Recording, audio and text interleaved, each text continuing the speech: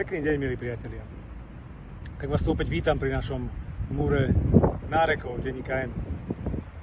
Včera sme zjavne trafili do čierneho a trafený denník N zagágal.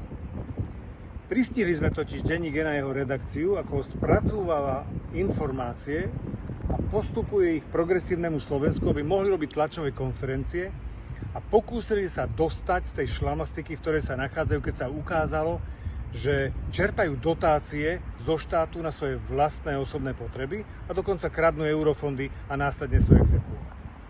A keďže na čele progresívneho Slovenska sedí synáčik Šimečka a vo vedení denníka N je tatínko Šimečka, ktorý všetko zariadi, tak okamžite išla informácia novinárovi Obradovičovi: prosím ťa, napíš niečo poriadne na ten Smer, aby dostal poriadne do držky, a tak napísal, že sme arogantní a spupní, ktorým nejakým spôsobom nezáleží na lekároch, sestrach a pacientov, nech im je kľudne teplo, veď aj nám je teplo.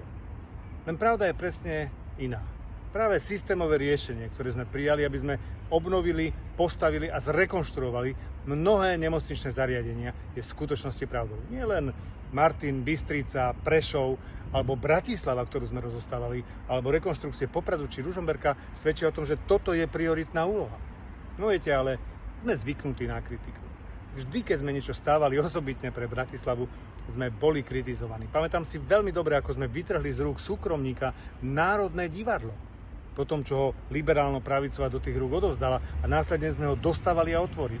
Alebo keď sme rekonštruovali hrad bratislavský, ktorý sa stal nielen dominantou Bratislavy, ale celého Slovenska. Alebo Národný futbalový štádion, Národný hokejový štádion, alebo diaľničný obchod okolo Bratislavy, ktorý sa konečne tento rok aj dostával. Či samozrejme nové električky, aby sa bratislavčanom cestovalo rýchlejšie. A nakoniec aj prvá nemocnica po revolúcii, Svätý Michal, ktorý takisto je už napríklad plne klimatizovaný. A tu sa dostávame do toho problému. Ľudia vás prekúkli, drahí novinári, že vy už dávno nie ste objektívni alebo dokonca nezávislí. Že vy ste sa jednoducho už oficiálne priznali k tomu, že ste jasní bojovníci, len aby pravicovo-liberálna progresívna vláda mohla vzniknúť, pretože len vtedy vám budú tiesť peniaze z dotácií, tak ako za Smeru sa vám rozhodne nedarí. No a tým vysvedčením, ktoré potvrdzuje túto našu pravdu, je nedávny prieskum, ktorý jasne hovorí, že viac ako 80% ľudí vám neverí. A pri 47% dokonca nastáva alergická reakcia na vaše správy. A znamená to jediné.